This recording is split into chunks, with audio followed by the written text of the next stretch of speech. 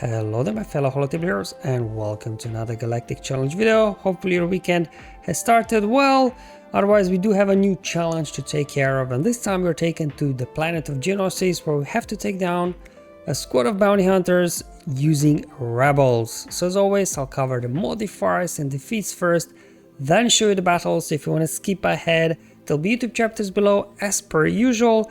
Otherwise, today's challenge autoplay basically. No matter what rebel squad you put in there, seems like you should be able to get it done. And again, damage over times, not that difficult.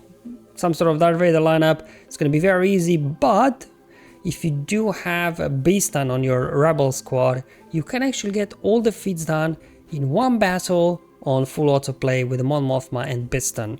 So I'll show you that, but first let's go ahead and have a look at the enemies. They're just like standard bounty hunter team, I guess. Nothing too crazy. Boss is relatively quick though, but luckily the other guys are a bit slower, so at least if you can outrun them you should be good to go. Now in terms of the feats, we have to win with a full team of rebel units and also inflict damage over time. Well, attempt to inflict damage over time 30 times, so even if it gets resisted it will still count. And then in terms of the modifier, the Geonosis modifier has never been like game breaking. It's an okay modifier. Whenever you use a special we gain some stacking, health, offense and potency, but yeah, not gonna play a huge part today I think. And then in terms of the rebel modifier, we're getting the weak rebel modifier, but this actually plays in our favor, right? Because if you are planning to do Mothma and the Beastan as well for the damage over times fit in a single battle, you don't want to have the good rebel modifier, right? Because then you will take them down too quickly potentially.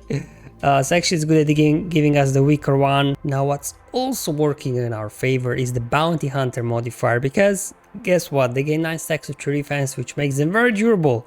Which means we can stall the battle long enough again, allowing us to get all the feats done in a single battle. So basically all the modifiers working in our favor today for a change, so it's gonna be an easy one to do today. So as mentioned before, Mothma and Beastan can get all the feats done in a single battle. So if you don't know, for those of you who are not aware, Beastan on his basic ability, he's got like 70% chance to inflict damage over time. And what's happening with the Mothma Rebel Fighter Squad, you probably know. Anytime you use any ability, all other allies are called to assist. So Beastan, among other guys, is all the time assisting. And all the time, at least has a 70% chance to inflict damage over time. So guys, there is a scenario where maybe, you would finish the enemy too quickly if they're high relic. I don't know. I didn't have issues with mine, guys. I just push them in, hit autoplay, and away we go. Kyle obviously gets a bunch of bonus turn meter to start off because of all the rebel fighter allies, and then he gets things going. Then Pao and Hoff Scout keep pushing turn meter to the team, so enemy will hardly be taking any turns. As you can see, we only got like 5 damage over times, but there are also some resists in between and those count as well. So we're just gonna keep targeting Boss, because you can see Bosk is a chunky one, definitely.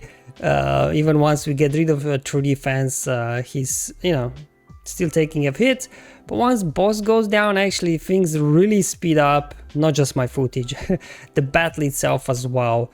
So I was a little bit concerned I'm gonna finish them off too quickly on full auto, but yeah, I did it in both of my accounts without any problems. So hopefully this works for you.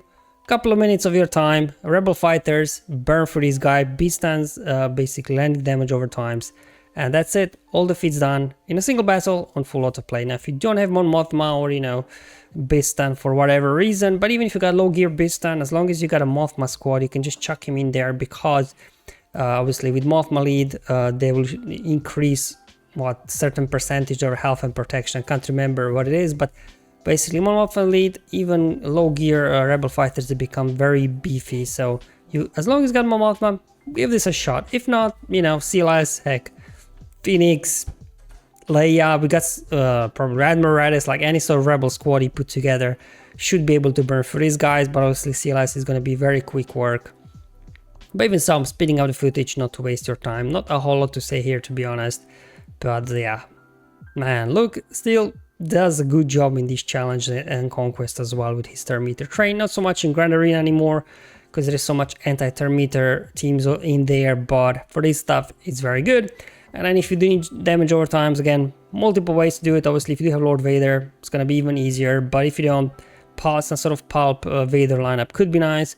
Also putting in Trey in there, just in case like Vader gets ability blocked or something by Boba or stunned by Bosk, just to make sure that obviously Vader can get a turn. But with all its speed, we were not able to outrun Bosk, but then should be fine.